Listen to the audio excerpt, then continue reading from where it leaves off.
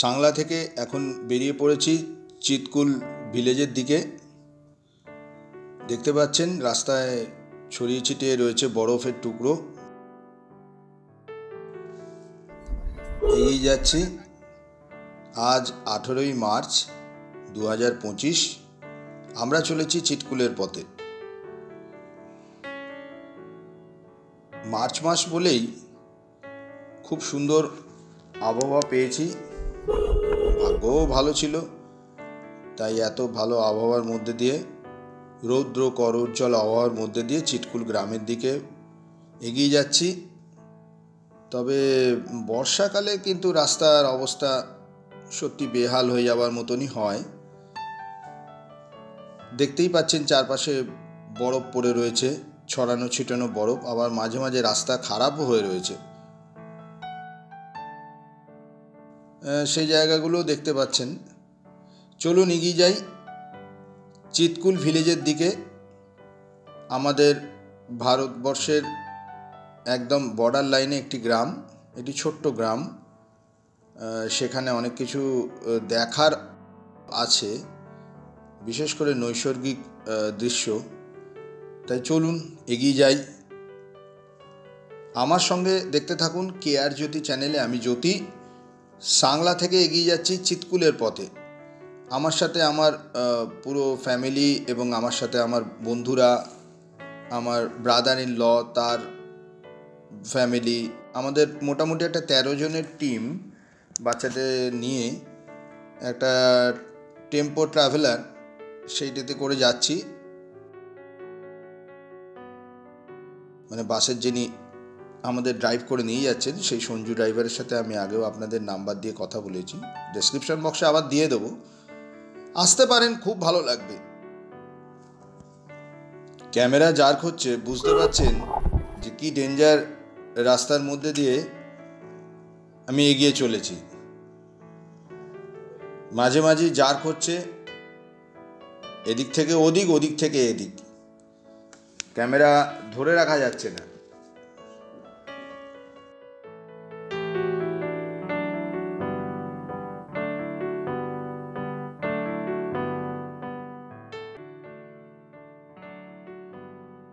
বরফ পড়ে রয়েছে, খুব ভালো লাগছে। এগিয়ে চলেছি চিতকুল ভিলেজের দিকে। আর কিছুক্ষণের মধ্যেই চিতকুল ভিলেজে পৌঁছে যাব। গাড়ি চলছে, ঠান্ডাটাও বেশ উপভোগ করছে, কারণ ভালো ঠান্ডা রয়েছে, বুঝেছেন।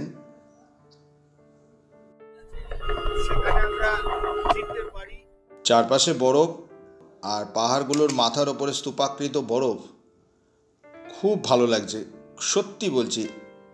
ম্যাসমারাইজিং এফেক্ট, বাহ।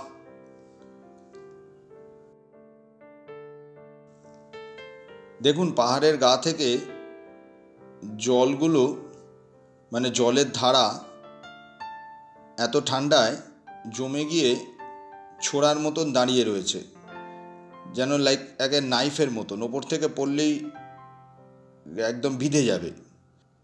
ভালো করে খেয়াল করুন, পুরো ছোড়ার মতন দাঁড়িয়ে রয়েছে। স্লো স্লো স্লো, হ্যাঁ হ্যাঁ হ্যাঁ হ্যাঁ হ্যাঁ, এই এই এই এই জায়গাগুলো, এই জায়গাগুলো, এই জায়গাগুলো দেখতে পেলেন তো। চলুন, আমরা আবার এগিয়ে পড়েছি।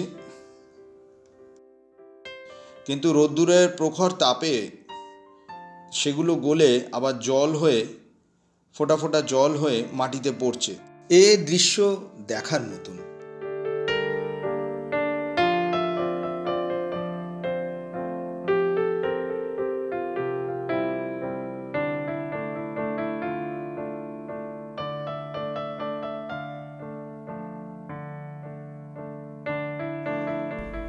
একটা গাড়িকে সাইড দিয়ে ওই পাশ থেকে যখন আরেকটা গাড়ি আসছে, তখন কিন্তু সত্যি একটা বেশ, যাই হোক, বরফ পড়ে রয়েছে, খুব ভালো লাগছে।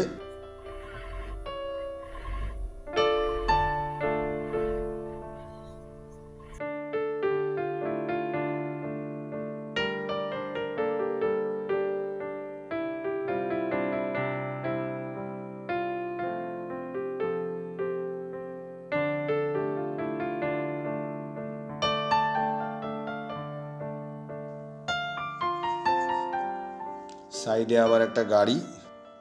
আমরা চলে এসেছি প্রায় চিৎকুলের কাছাকাছি। হ্যাঁ, এইবার আমরা চিৎকুলে বোধহয় প্রবেশ করে ফেলেছি। আমরা চিৎকুল গ্রামে প্রবেশ করে ফেলেছি। দেখতে পাচ্ছেন বাস থেকে নেমে পড়েছি। চারপাশে বিশাল পাহাড়, তার মাথার ওপর বরফ।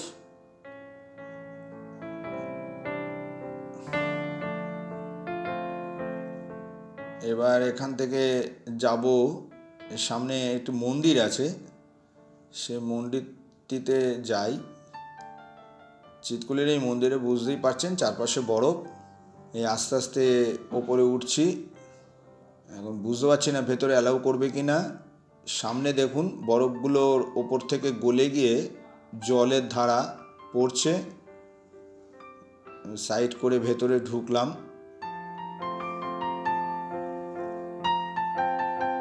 চারপাশে বরফই বরফ।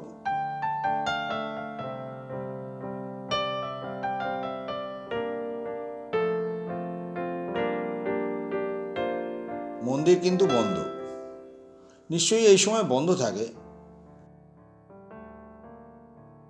কিছু পাখি এদিক ওদিক ঘুরছে, ওরা বোধহয় অভ্যস্তই ঠান্ডায়। পাহাড়ের মাথায় বরফ, কিন্তু চারপাশটা একটু দেখে নিই। খুবই ভালো লাগছে, কিন্তু কি সুন্দর অপূর্ব দৃশ্য। চারপাশে এরম পাহাড়ের মাথায় বরফ আর এই মন্দির। কেয়ার জ্যোতি চ্যানেলে আমার সাথে দেখতে থাকুন। আমি জ্যোতি সাংলা চিৎকুল ওই গ্রাম, ওই ভিলেজ দেখাচ্ছি। এই দেখুন লেখা রয়েছে চিৎকুল প্রাথমিক পাঠশালা। দরজা ভেতর থেকে তো বন্ধ। দেখি দরজার কাছাকাছি যাই, উঁকি ঝুঁকি দিয়ে কিছু দেখা যায় কি না। না, সেরকম কিছু দেখতে পাচ্ছি না।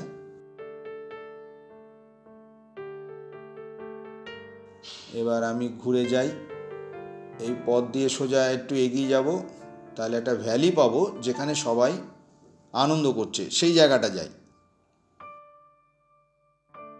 নিচে দেখা যাচ্ছে বাঁশপা রিভার, ওই দূরে আপনারা নিশ্চয়ই দেখতে পাচ্ছেন। আমি আরেকটু এগিয়ে গিয়ে আপনাদের দেখাচ্ছি। যেখানেই পা দিচ্ছি বাবা, বরফ। ওই দূরে দেখা যাচ্ছে বাঁশপা রিভার সরু হয়ে বয়ে চলেছে।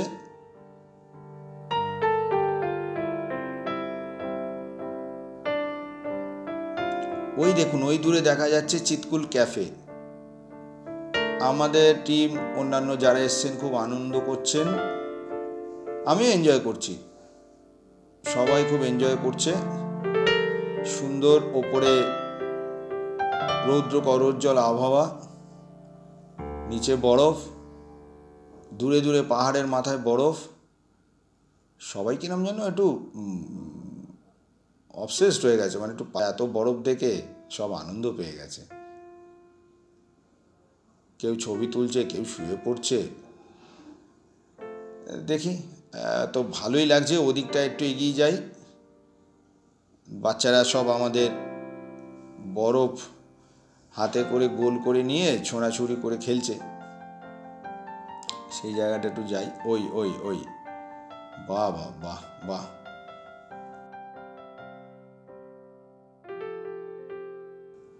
ভালো লাগছে। সবাই খুব আনন্দ করছে। ভারতের একটি শেষ বর্ডার লাইনে এটি গ্রাম। ভারতের অ্যাকচুয়ালি বর্ডার লাইনে এই গ্রামটি অবস্থিত, চিৎকুল। দেখুন ওইখানে ওই যে পাহাড়টি যেন মাথা উঁচু করে দাঁড়িয়ে বলছে, আমি আছি, লার্জার দ্যান লাইফ। এই ঠিক গ্রামের পরেই হয়ে যাচ্ছে বর্ডার লাইন। আমি আমাদের সেনাবাহিনীদের, সেই জওয়ানদের স্যালুট জানাচ্ছি, যারা এই অতি ঠান্ডার মধ্যে এসেও সীমান্ত রক্ষা করছেন। তাদের আমার তরফ থেকে সশ্রদ্ধ প্রণাম। আর যারা এই গ্রামে থাকেন, বাচ্চা বুড়ো জওয়ান যারাই রয়েছেন, এই এত ঠান্ডার মধ্যেও তাদের জীবিকা নির্বাহ করে চলেছেন। এক এক্সট্রিম ওয়েদার কন্ডিশনে তারা নিজেদেরকে সারভাইভ করে রেখেছেন, তাই তাদেরকেও আমি সশ্রদ্ধ প্রণাম এবং স্যালুট জানাচ্ছি। আমরা এই কিন্নর কলপাতে ফুল টিম যারা এসছি, যেমন আমার 2 বন্ধু তাদের ফ্যামিলি, আমার ব্রাদার ইন ল তার ফ্যামিলি, এবং আমার ফ্যামিলি তো অবশ্যই, টোটাল 13 জনের গ্রুপ। তো তাদেরকেই গ্রুপে নিতে পারলাম, তাদেরকে সবাইকে থ্যাংক ইউ ভেরি মাচ, ধন্যবাদ। এরপর আমি এগিয়ে যাব বাসপা রিভারের দিকে। চলুন, সবাইকে ওই ভ্যালিতে রেখে আমি একাই হাঁটতে শুরু করলাম বাসপা রিভারের দিকে। এই পথ দিয়ে যেতে হবে, দেখা যাক। সামনেই দেখতে পাচ্ছি এখানে হোটেল জাস ক্যাসেল। এখানে অনেক হোটেল আছে, বুঝেছেন, চিৎকুল হাইটস, সামা, অনেক হোটেল দেখতে পাচ্ছি। বাহ, খুব ভালো লাগলো। বয়স্কা মাকে সঙ্গে করে আস্তে আস্তে এই দৃশ্য দেখিয়ে বোধহয় ওনারা গাড়ির পথটায় যাচ্ছেন।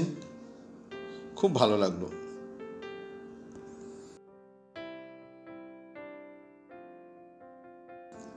আমি চলে এসেছি বাসপা রিভারের কাছাকাছি। চারপাশে বরফই বরফ, এর মধ্যে দিয়ে হেঁটে আমাকে যেতে হচ্ছে। সেটা আমার পক্ষে খুব আনন্দদায়ক, কারণ আমার লক্ষ্য বাসপা রিভার। বাসপা রিভারটা আমাকে একবার ঘুরে দেখতেই হবে। সামনে একটি ক্যাফে দেখতে পেলাম, ওনারাও আমাকে একটু গাইড করে দিলেন। যে আমি প্রথমে ভাবছিলাম যে যেতে পারবো কি না, বললেন না না, ওটা এগিয়ে গিয়ে পেয়ে যাবেন। কথা বলছিলাম যে এই বাসপা রিভারটা কত দূর, বললেন যে না, একটু এগিয়ে যান, হেঁটে গেলে একটু চড়াই উতরাই মতন আছে, তারপরে বাসপা রিভার আপনি পেয়ে যাবেন। এগিয়ে যাচ্ছি বাসপা রিভারের দিকে। বরফের মধ্যে দিয়ে হাঁটছি বলে ক্যামেরা খুব জার্ক হচ্ছে, কিন্তু আমার কিছু করার নেই। বাহ, এটা আবার লেখা রয়েছে চিৎকুল ভিলেজ। বাহ, বিশাল বড় করে দেখানো রয়েছে চিৎকুল লাস্ট ভিলেজ। বাসপা রিভারের কাছে আমি এগিয়ে এসেছি, একদম বাসপা রিভার। ব্যাস, চলে এসেছি বাসপা রিভার। দেখতেই পাচ্ছেন আপনারা বাসপা রিভার। সামনে টেন্ট রয়েছে। বি কেয়ারফুল, পা স্লিপ করলে কিন্তু মুশকিলে পড়ে যাবেন এই বরফের সময়, তো বুঝে শুনে আসবেন।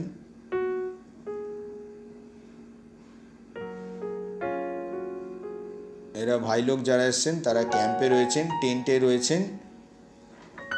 এটা একটা অন্য রোমাঞ্চকর অভিজ্ঞতা।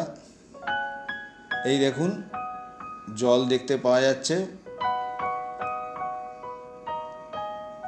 দেখুন, ভালো করে দেখুন, এই যে জল, বাসপা রিভারের জল। আমি জ্যোতি, বাসপা রিভারের জল থেকে বাসপা রিভার বয়ে চলেছে। বাপ রে বাপ, জল খুবই ঠান্ডা, ভালো লাগছে। অনেক বন্ধুরা এসছেন এদিক ওদিক থেকে, দেখতে পাচ্ছি তারা বসে রয়েছেন। বাসপা রিভার দেখতে পাচ্ছেন, দেখাচ্ছে আমি কেয়ার জ্যোতি চ্যানেলে। আমি জ্যোতি, আপনাদের বাসপা রিভার দেখাচ্ছি। বয়ে চলেছে বাসপা রিভার। এই দৃশ্য দেখার মতন কেয়ার জ্যোতি চ্যানেলে আমার সাথে দেখতে থাকুন। আমি জ্যোতি, আপনাদের দেখাচ্ছি চিৎকুলের বাসপা রিভার। বয়ে চলেছে বাসপা রিভার। জ্যোতি, বাসপা রিভার ঘোরা হয়ে গেল, এবার এগিয়ে যাব গাড়ির পথে।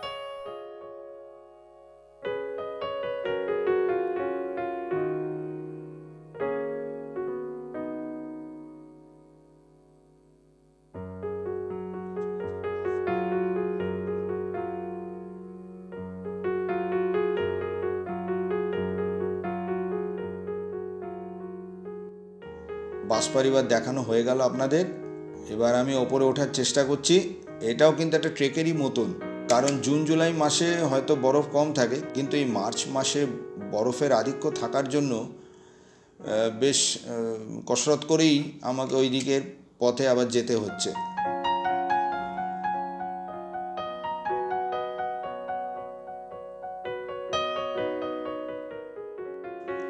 একটু যদি স্কিপ করে যাই তাহলে কিন্তু মুশকিল হয়ে যাবে বাবা। এখানেও চায়ের দোকান আছে, ইচ্ছে করলে আপনারাও বসে চা খেতে পারেন।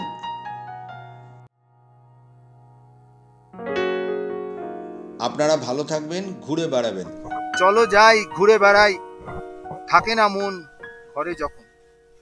সেই দূরে দূরে পাহাড় আর সাগরে একলাই ঘোরাই জীবন। চলো যাই, ঘুরে বেড়াই, শোনে না মন কোনো বারণ। ওইদিকে দেখুন, গভর্নমেন্ট এসার্স secondary school, Chitkul government high school, ওটা আপনারা নিশ্চয়ই দেখতে পাচ্ছেন। আমি হাঁটছি বলে কিছুটা ক্যামেরা জার্ক হচ্ছে। ওই গভর্নমেন্ট এসআর হাই স্কুলে বাচ্চাদের একটু আগেও খাবার দেওয়া হয়েছিল। এখন অবশ্য ওরা খেলাধুলো করছে। কি প্রচণ্ড পরিশ্রমী ওরা, এই বরফের মধ্যে ওদের জীবিকা নির্বাহ করে চলেছে। চলুন, এই পথে আমি এগিয়ে যাচ্ছি। এবার আমি ব্যাক করব সাংলা প্রকাশ রেজেন্সিতে। ওখানে লাঞ্চ করে বিকেলের দিকে যাব কামরু ফোর্টের দিকে।